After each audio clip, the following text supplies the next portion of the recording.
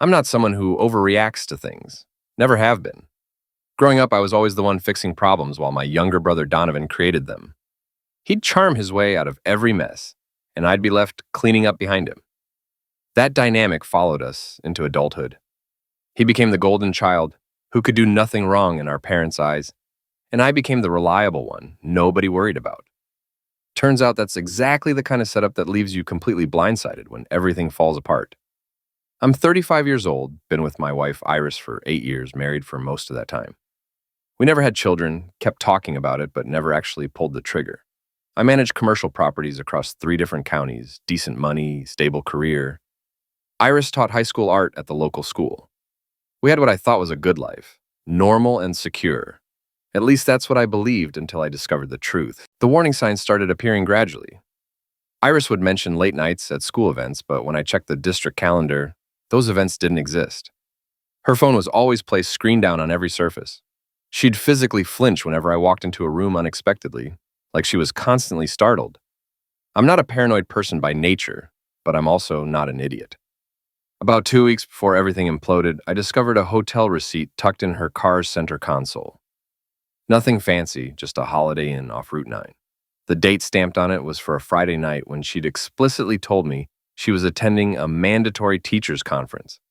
I went back and checked our shared calendar that we both used for scheduling. That exact same weekend, Donovan had marked himself as out of town for work. Donovan sells luxury vehicles at a high-end dealership about an hour south of where we live. He makes excellent money, drives a different demo car practically every month, and has always possessed this effortless confidence that makes people naturally gravitate toward him. Our parents absolutely loved that quality about him. They still do. I made the conscious decision not to confront Iris immediately. Not yet, anyway. Instead, I started systematically documenting everything I could find. Screenshots of suspicious text messages, copies of receipts, anything that seemed relevant. I went through our credit card statements line by line. That's when I found it. Another hotel charge from 3 months earlier. Same exact weekend that Donovan had been mysteriously unavailable for our cousin's birthday celebration. I kept my mouth shut and just watched, waited, collected evidence. Last Friday, my parents hosted their standard monthly family dinner. Same routine as always, Dad manning the grill, Mom fussing over every detail, Donovan showing up late with his trademark charming grin. Iris had been unusually distant during the entire car ride over to their house, constantly scrolling through her phone, barely speaking a single word to me. When I parked in their driveway, she jumped out of the car fast, like she physically couldn't wait to get away from me. Inside their house, I made the decision to really watch them both for the first time with completely clear eyes. The way Donovan's hand lingered just a bit too long on her shoulder when he greeted her. Some inside jokes they shared about a song that had been playing on the radio. The way Iris genuinely laughed at whatever he said, actually laughed in a way she hadn't laughed with me in months and months. After we finished eating dinner, Donovan volunteered to help Iris with the dishes. Real gentleman move, right? Mom practically beamed with pride at how thoughtful her youngest son was. I stayed in the living room with Dad, half listening to him drone on and complain about rising property taxes. But my real attention was fixed on that kitchen doorway, watching, waiting. Eventually, I stood up, started walking toward the bathroom, but I stopped in the hallway just outside the kitchen. That's when I heard Donovan's voice, low and quiet.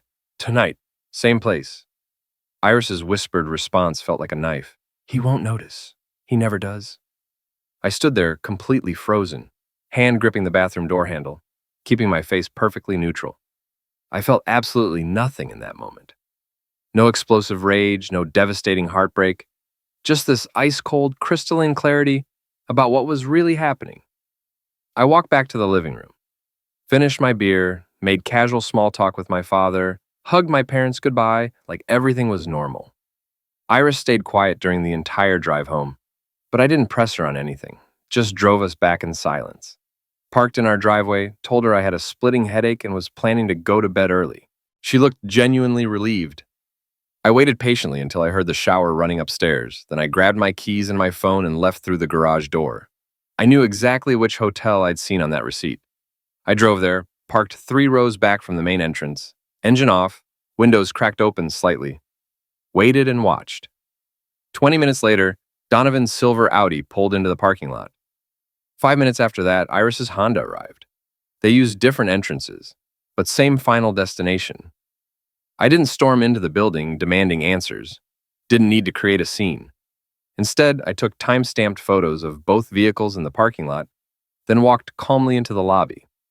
I approached the front desk, played the role of confused husband perfectly, asked if they happened to have a reservation under my name. The desk clerk made an innocent mistake and accidentally pulled up Donovan's reservation instead. Room 237. I thanked her politely, walked back outside, and sat in my car. My phone buzzed suddenly. At first, I thought someone was calling, then I realized it was a text notification sound. But it wasn't coming from my phone. It was coming from the passenger seat. Iris had left her phone in the car. I picked it up carefully. The screen lit up with a new message from Donovan. "Don't worry about the divorce. We'll clean him out together. He won't see it coming." I stared at that text message for what felt like an eternity. Then I took a screenshot, emailed it to my personal account, carefully deleted the notification from her lock screen so she wouldn't know I'd seen it, put the phone back exactly where she'd left it in the passenger seat, started my car, and actually smiled. Because now I knew their entire plan with complete certainty, and they had absolutely no idea what was about to come crashing down on them. Saturday afternoon, Donovan sent me a casual text asking if he could swing by the house to watch the game. Like absolutely nothing was wrong. Like he hadn't just spent the previous night planning to financially gut me with my own wife's help. I texted back saying, "Sure, no problem." I grabbed some beers from the refrigerator and set up my laptop in the home office with the security camera app open. Our house has cameras installed in both the living room and kitchen. I'd installed them about 2 years ago after a break-in scare on our street. Completely legal, video and audio recording, everything backed up to the cloud. I made absolutely certain everything was recording properly. Donovan showed up right at 2 in the afternoon, all his usual swagger intact. Designer jeans, expensive polo shirt, that easy, confident grin that made our parents forgive him for absolutely everything he'd ever done wrong. He clapped me on the shoulder like we were best friends, helped himself to a beer from my fridge, dropped onto my couch like he owned the place. "Iris around?" he asked, trying to sound casual. "She's at some craft store," I replied, said she'd be gone for a while. I sat down across from him, cracked open my own beer. "Actually, glad you're here. Wanted to ask you about something." He raised an eyebrow. "Shoot. Iris mentioned you've been helping her look into some legal matters. Divorce lawyers specifically." His hand tightened noticeably around the bottle, but his facial expression stayed completely neutral. "Legal matters?" he repeated. "Divorce lawyers," I said flatly, watching his reaction. Donovan paused for just a moment. Then he actually laughed out loud. "Man, are you two having problems? That really sucks. She's going to need a good lawyer, right? Divorce isn't cheap these days." He leaned back into the couch cushions, getting more comfortable now, clearly thinking he was in complete control of this conversation. "For who?" I asked simply. "Well, for me, obviously," he said with a shrug. I kept my voice perfectly level and calm. 8 years of marriage, she'd be entitled to half of everything we own. The house, retirement accounts, all of the mavings. That's how the law works. Donovan's smile actually widened. "Yeah, man, that's exactly how it works. But hey, you'll bounce back eventually. You always do, right? You're the responsible one, remember?" "That's the law," he continued, taking a long drink from his beer. "She's been the supportive wife all these years. Gave up career opportunities for you. All that kind of thing. Any judge will see it that way. She'll walk away with half of everything. Probably solid alimony payments, too. 4, 5 grand a month. Maybe even more, depending on the judge." I just sat there watching him, realizing he was genuinely enjoying this conversation. "But you already knew all that," I said very quietly. "Didn't you?" Something shifted noticeably in his expression. "What exactly are you talking about?" I pulled out my phone, opened up the screenshot I'd taken, turned the screen toward him so he could see his exact words. "Don't worry about the divorce. We'll clean him out together. He won't see it coming." The color literally drained from his face for a second. Then, just as quickly, it came rushing back. He set down his beer bottle, leaned forward, and smiled that arrogant smile. "So you finally figured it out." No denial whatsoever, no panic, no apologies, just pure arrogance. "How long has this been going on?" I asked. "1.5 years," he shrugged casually, and honestly, she came to me first. Said you were boring, completely predictable. Said she needed something more exciting in her life. My hands clenched into fists. I forced them to slowly relax. And you just went along with it? Donovan laughed again. Went along with it? Man, I didn't need much convincing at all. She wanted this. We both did. He stood up from the couch, started pacing around my living room, hands in his pockets.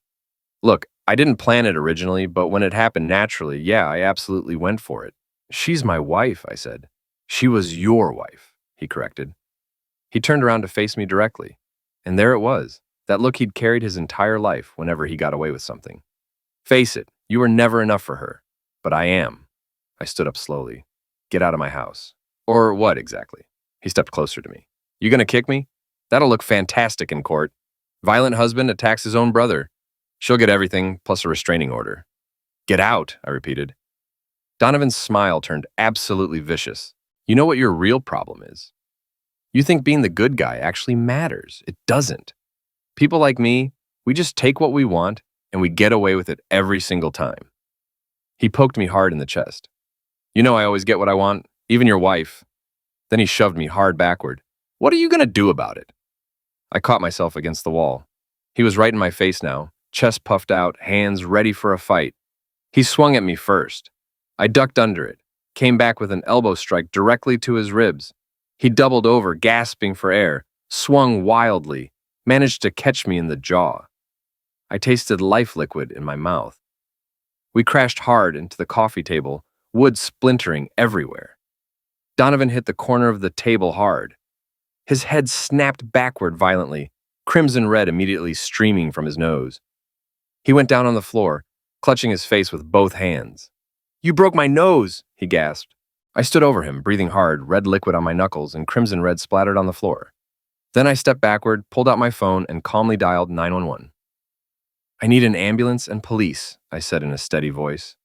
My brother attacked me in my home. He's injured. I defended myself. Donovan stared up at me from the floor, eyes wide with shock. You're actually calling the cops? Yeah, I said simply. I am. The emergency operator asked me for specific details. I gave her my address clearly, explained everything that happened. The shove, the swing, the self-defense. Told her explicitly that everything was captured on camera. Donovan tried to sit up, life liquid still pouring from his nose. You're absolutely insane. Stay down, I told him firmly. Paramedics are on their way. He slumped back down, holding his face, muttering something I couldn't make out. I hung up the phone, immediately checked the camera app on my phone. Everything had recorded perfectly. Donovan shoving me first, Donovan swinging first, all of it captured clearly.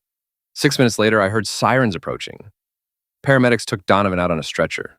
Broken nose, possible concussion, gash on his forehead that required stitches. Police officers took detailed statements from me. I showed them the footage, showed them the text message, explained everything calmly and clearly. My brother admitted to an ongoing affair with my wife. He taunted me about it, then physically attacked me in my own home. They nodded, took extensive notes, told me they'd be in touch. Then my phone absolutely exploded with notifications. Mom, Dad, Donovan's wife Bethany, all calling and texting repeatedly. Mom asking what I'd done. Donovan was in the hospital. Dad demanding I call him immediately. Bethany saying I put him in the hospital, what was wrong with me. I didn't respond to any of them. Instead, I opened my email and forwarded absolutely everything to my lawyer. The hotel photos, the complete security footage, the clean him out text message, the audio recording of Donovan's full confession. Subject line, need representation immediately, expect criminal charges and divorce filing by Monday. Hit send. Monday morning, Detective Morrison called my phone. Pleasant professional voice, asked if I could come down to the station to answer some follow-up questions about Saturday's incident. Am I being charged with anything? I asked. Not at this time. Just want to clarify a few details. I immediately called my lawyer first. Malcolm Reeves, former prosecutor turned defense attorney, sharp as hell and expensive as hell. He'd already reviewed everything I'd sent over the weekend. Don't say a single word without me present, he said firmly. I'll meet you at the station in an hour. I arrived at the station at 10 in the morning. Malcolm was already waiting outside, briefcase in hand, suit absolutely immaculate.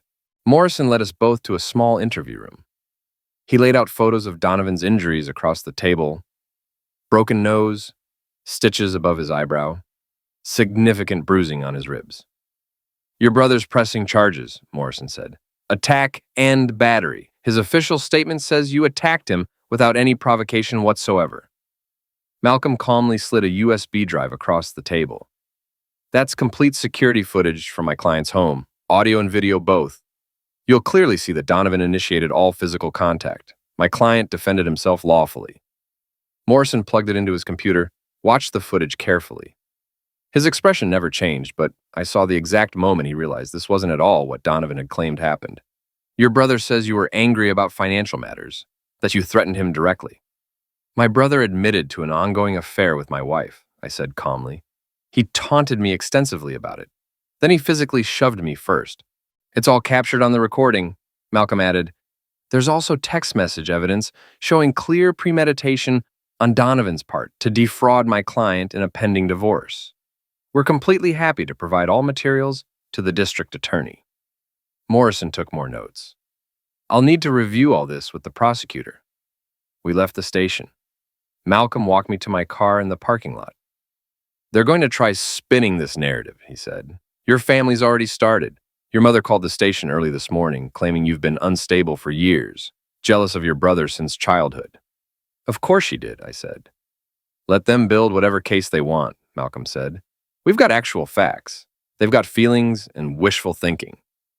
That same afternoon, my cousin forwarded me screenshots from the family group chat that I'd apparently been removed from. Mom saying I'd always been pathologically jealous of Donovan. This outcome was inevitable. Dad saying they needed to protect Donovan at all costs. Get him the absolute best lawyer money could buy. Press full charges. Bethany saying I was genuinely dangerous. Donovan was terrified to be anywhere near me. Not a single mention of the affair anywhere in their messages, just poor innocent Donovan being victimized. I screenshotted everything, forwarded it all to Malcolm. His response came back immediately. "Perfect. Let them fully commit to that story." Wednesday, I got served with papers. Civil lawsuit from Donovan. $50,000 in damages, medical expenses, emotional distress, the works. I handed it directly to Malcolm. "Expected," he said without surprise, and "will countersue immediately. Alienation of affection laws still apply in this state.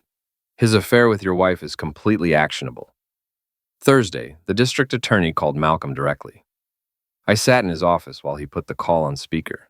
"We've reviewed all the evidence thoroughly," the prosecutor said. "The video clearly shows the brother initiated physical contact.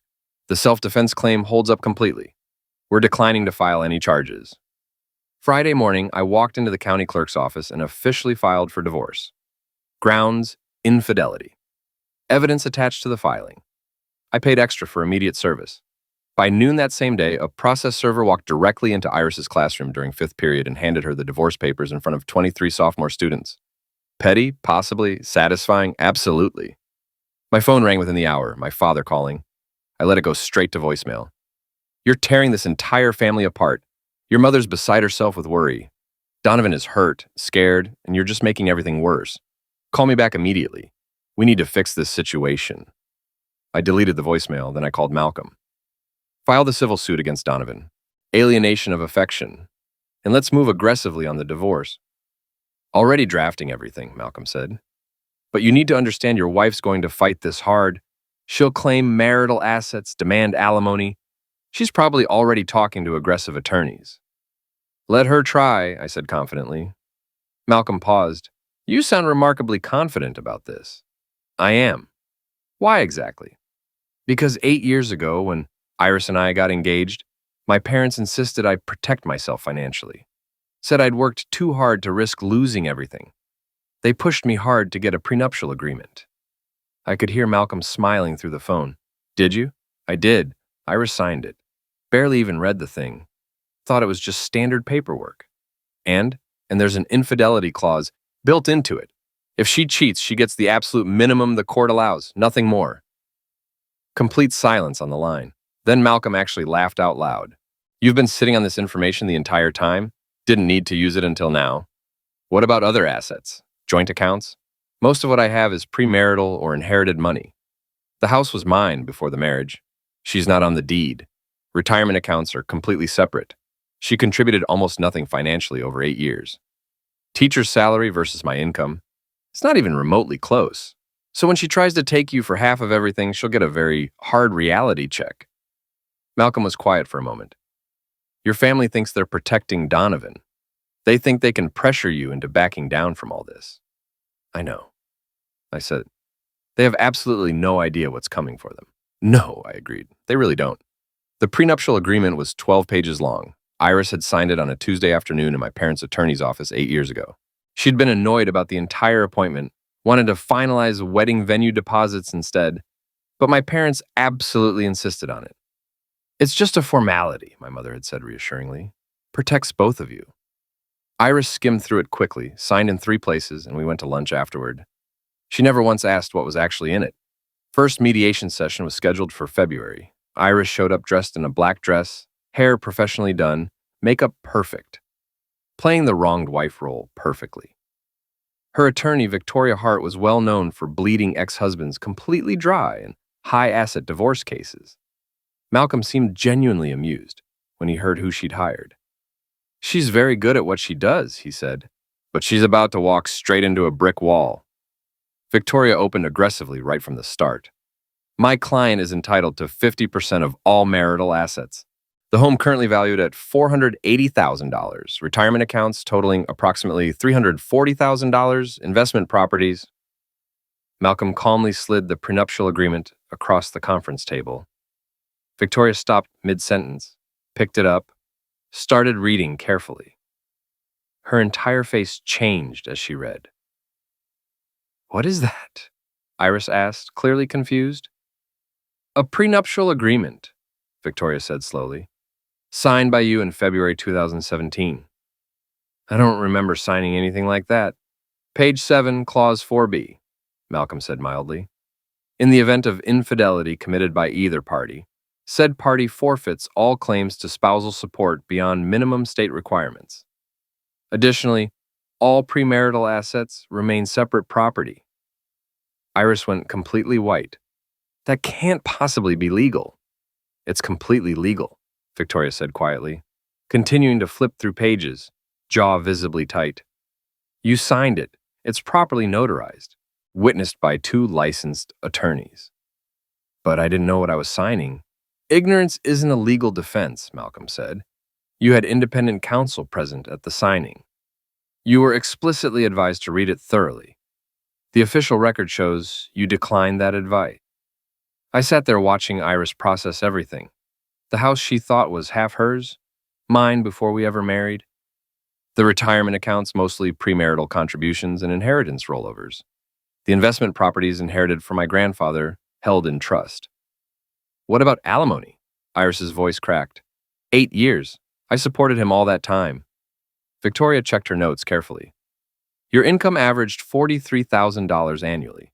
His income averaged $135,000. The disparity actually works against you, not for you. But I gave up opportunities. I could have... You didn't give up your career, Malcolm said flatly. You taught art. Same exact job, same exact school, the entire marriage. There's no evidence whatsoever of career sacrifice. The mediation session lasted 2 full hours. Victoria fought hard for her client. I'll absolutely give her that. But the numbers simply didn't lie. The prenuptial agreement didn't bend.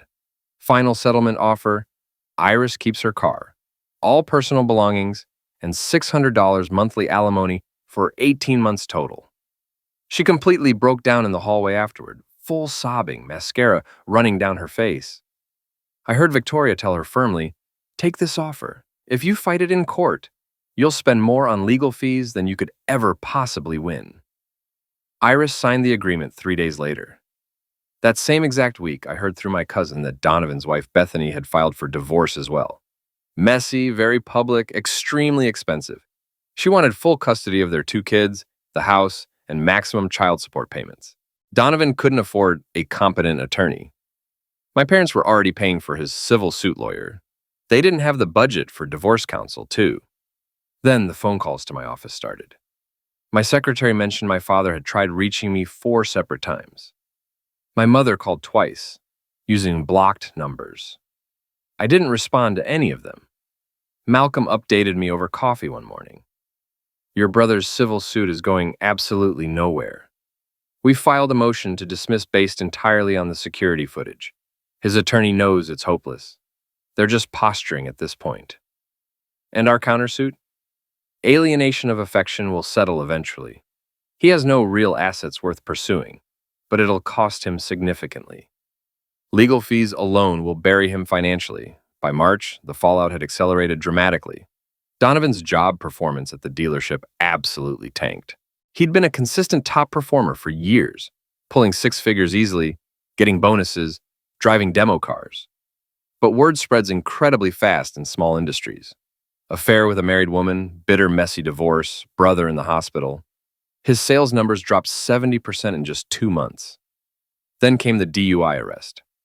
He'd gone out drinking heavily after a major fight with Iris, drove home drunk, got pulled over just 3 blocks from their apartment, blew a .12, lost his license for 6 months. The dealership fired him the very next day. Conduct unbecoming of our brand standards.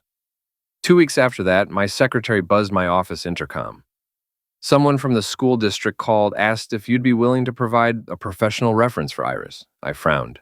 A reference for what exactly? She's on administrative leave. They're investigating her for something. I called the district HR office directly, identified myself as her ex-husband, asked what was happening. The HR representative was very careful, very professional. We received multiple complaints from parents regarding Miss Iris's conduct. An investigation is currently underway. We can't discuss specific details. I thanked her and hung up. Then I called my cousin. What's actually going on with Iris's job? She hesitated. You absolutely didn't hear this from me, but one of the school board members' wives is in the same social circle as Bethany. She sent Bethany's divorce filing documents to a few people, the ones that explicitly mention the affair. And those few people happen to include parents with kids currently in Iris's classes.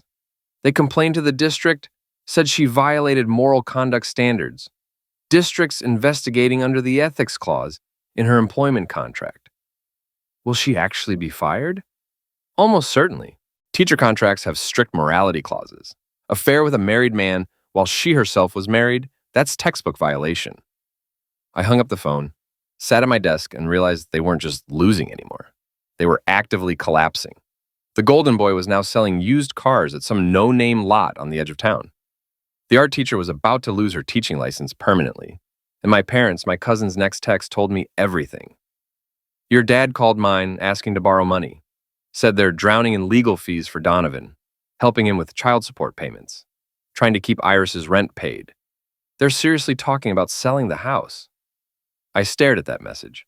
They'd spent their entire retirement defending him, and now they couldn't even keep their own lights on. 3 weeks later, my cousin sent me a photo. An eviction notice posted directly on Donovan and Iris's apartment door. Unpaid rent, utilities in arrears, everything shut off. 6 months passed. I didn't deliberately track their downfall. Didn't have to. Information just found me through my cousin, through mutual acquaintances, through the relentless small-town gossip machine that feeds on scandal. I moved into a new place, 2-bedroom condo downtown, 10th floor, floor-to-ceiling windows, completely clean slate. Started going to therapy, not because I was broken, but because I wanted to make absolutely certain I stayed whole. Dr. Chen was excellent. Didn't push, didn't judge, just listened. Work was going well too. Got promoted to regional manager, more responsibility, better pay, more travel. Kept me busy and focused. Started seeing someone casually. Sloan works in finance, smart and independent. No drama, no unrealistic expectations. It wasn't serious yet, but it was easy and normal and healthy. My parents tried calling twice during those 6 months. I didn't answer either time. They sent a Christmas card. I threw it away without opening it. I wasn't angry anymore, which surprised me most. I just genuinely didn't care anymore. But I still heard things through the grapevine. Donovan was working at a used car lot on Route 14, the kind with inflatable, dancing tube men and no credit, no problem banners everywhere. Commission-only work. He'd gone from selling $80,000 luxury sedans to $8,000 salvage title Hondas. His divorce from Bethany finalized in April. She got the house, primary custody of both kids, and $1,800 monthly child support. Donovan couldn't afford it. He was already 3 months behind on payments. By May, Bethany filed for contempt of court. The golden boy was genuinely looking at potential jail time for unpaid child support. Iris's situation was considerably worse. The school district officially fired her in March. Moral turpitude violation. Her teaching license went under state review, even if she wanted to teach somewhere else eventually. The termination on her permanent record flagged every single background check. Nobody would hire her anywhere, and she was applying for basic retail jobs and getting rejected. The $600 monthly alimony I paid wasn't nearly enough to cover rent, let alone utilities and food. Donovan was contributing absolutely nothing because he barely made enough to survive himself. By June, they were genuinely drowning. My cousin texted me a photo. Another eviction notice, their third apartment in just 4 months. Behind on rent again, utilities shut off for non-payment. They're literally sitting in the dark, she wrote. Donovan's car got repossessed last week. Iris is asking people for grocery money. The social fallout was equally brutal. Extended family knew the complete truth by now. My aunts, uncles, cousins, everyone. They'd all seen the evidence, heard the stories directly. Donovan wasn't invited to family gatherings anymore. When his name came up in conversation, everything just died. My parents were isolated, embarrassed, deeply ashamed of what their golden child had become, because they'd gambled absolutely everything on him. My cousin told me they'd completely drained their retirement accounts. Dad's entire 401k gone, cashed out early, paid all the penalties, threw it all at Donovan's mounting legal fees and child support debts. They'd paid his rent twice, covered his car payments before the repossession, bought groceries for him and Iris multiple times. It still wasn't enough. In July, they sold their house. The 4-bedroom colonial they'd lived in for 30 years sold it fast under market value because they needed cash immediately. They moved into a small apartment across town. 2 bedrooms, thin walls, no yard whatsoever. My mother's health declined noticeably. High arterial pressure, stress-induced. She was on 3 different medications now. My cousin said she looked 10 years older than she actually was. My father stopped returning phone calls from friends, stopped going to church entirely. Just working, and came home, stared blankly at the television. They'd built their entire life around protecting Donovan, around believing he was special and destined for greatness, and he'd burned through everything they had. Donovan tried applying for unemployment benefits, got denied because he'd been fired for cause. The DUI conviction made him completely uninsurable for any driving jobs. His resume was absolutely toxic. Nobody wanted to hire him anywhere. By August, I heard he was working overnight shifts at a gas station. Minimum wage, no benefits whatsoever. Iris picked up scattered hours at a coffee shop, barely enough to cover her phone bill. They were still together somehow, barely. My cousin said they fought constantly, screaming matches in parking lots. Blame, resentment, bitterness. They destroyed absolutely everything for each other, and now they were stuck together in the wreckage. Iris's parents disowned her, refused to help at all, said she'd made her choices and had to live with the consequences. Donovan had nobody left except our parents, who had nothing left to give him. September arrived. I took a weekend trip upstate with Sloan, rented a cabin, went hiking, completely unplugged from everything. It was peaceful and good. When I got back Sunday evening and checked my phone, 17 missed calls stared back at me. My cousin twice, an unknown number 3 times, my father's cell 12 times. No voicemails, just repeated calls. Then a text from my cousin. They're coming to you. I tried to stop them. I'm so sorry. I checked my security camera app, rewound the footage to earlier that afternoon. There it was, my parents' car parked outside my building, waiting. I zoomed in, saw 3 people inside the vehicle. Mom, Dad, Donovan. My phone buzzed with another call from my father. I declined it, grabbed my bag, went upstairs, made dinner, watched television, showered, tried to pretend I didn't know what was inevitably coming. Friday evening, just after 7, the doorbell rang. I checked the camera feed. There they were, all 3 of them. Mom looked absolutely destroyed, face gaunt, hair graying, shoulders slumped under invisible weight. Dad beside her, jaw tight, eyes sunken, looked older and exhausted. And Donovan stood behind them both, hands stuffed in his pockets, head down. His clothes were wrinkled and dirty, hair unwashed. He looked completely hollow and empty. They weren't just asking for help, they were begging for basic survival. I stood there staring at the screen for a long moment.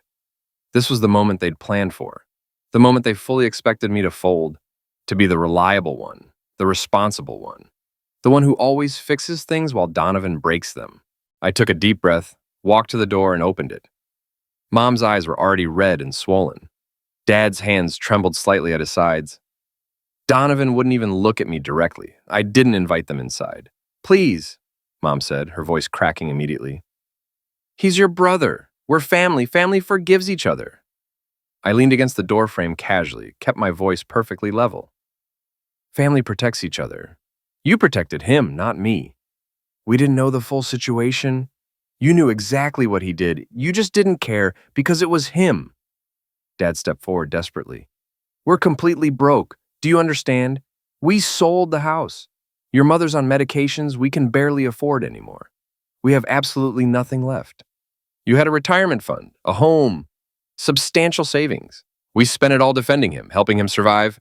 Dad's voice rose. "What were we supposed to do? Let him go to jail?" "He didn't go to jail," I said quietly, "because I defended myself legally. You could have accepted that reality. Instead, you called me unstable, pushed for criminal charges, tried to destroy me completely." Silence hung in the hallway. Donovan finally spoke, his voice hollow and empty. "I lost everything. My job, my kids, my wife, so Iris and I are living in the dark right now. Literally, no power, no water running." He looked up at me. "I have absolutely nothing left." "You didn't lose anything," I said calmly. "You gambled it all away. There's a fundamental difference. I made a mistake. No, you made a choice every single step of the way. You chose to sleep with my wife. You chose to plan robbing me. You chose to taunt me in my own home.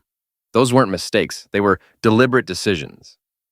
A car door slammed somewhere in the parking lot below. Footsteps on the stairs. Iris appeared at the top landing. She looked worse than any of them. Hair unwashed, clothes hanging loose on her frame, face gaunt from weight loss, dark circles under her eyes. She stopped when she saw me standing there. "I didn't want to come here. They made me." "You don't have to be here," I said. "Yes, I do, because I need to tell you I was stupid and selfish. I listened to him." She gestured weakly at Donovan. "And I ruined absolutely everything we had." "Don't put this all on me," Donovan snapped at her. "You said we'd be fine together." Iris's voice cracked. "You said the divorce would set us up, that we'd take everything and start fresh. You promised." I said what you wanted to hear. They were fracturing right there in my hallway, turning on each other. I watched without feeling anything. "Please," Mom said again, crying openly now, full tears streaming. "You were always the good one, the responsible one. Please be that person now." "I am being that person," I said. "I'm being responsible for myself. That's the lesson you never taught me. That I mattered too." I reached into my pocket, pulled out a business card. My therapist's office information. I handed it to my father. 6 sessions, I said clearly. "For Mom. I'll call and cover them. After that, you're completely on your own." Dad stared at the card. "That's it? That's all you'll do for us? That's more than you ever did for me. We're your family. You were my family. You stopped being that when you chose him over me." Donovan's hands clenched into fists. "So what, you're just going to let us starve?" "You're not starving. You're suffering consequences. There's a difference. I'm working at a gas station." Donovan's voice rose desperately. "Overnight shifts for minimum wage. Iris is at a coffee shop. We can't even keep the lights on in our apartment." "You know what you said to me?" I interrupted, voice calm. "You said you always get what you want." Donovan went silent. "Turns out you wanted to destroy me. You wanted my life, my wife, my money, my dignity." I stepped back. "Instead, you destroyed yourself. And I didn't have to do anything except stop helping you." I started closing the door. "Wait!" Mom reached out desperately. "Goodbye," I said, and shut the door firmly, locked it. I stood there for a moment, listening. Mom's muffled sobs, Dad's voice low and urgent, Donovan saying something I couldn't make out, Iris's sharp, angry response. Then footsteps moving away down the hallway. I walked to the window, watched them leave the building.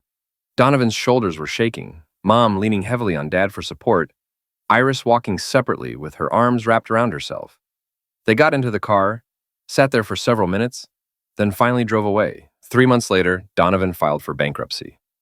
Iris moved back with her parents in another state after they'd reluctantly taken her in when she'd exhausted every other option.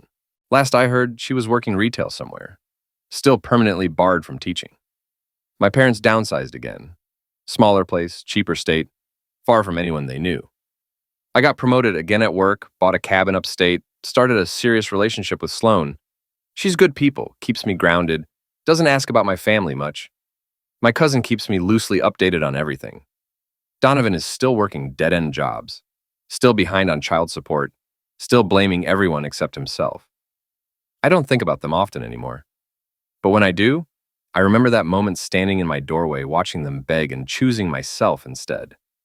Not out of revenge, not out of spite, just out of the simple understanding that some bridges burn for a reason, and sometimes the healthiest thing you can do is walk away from the ashes and build something new.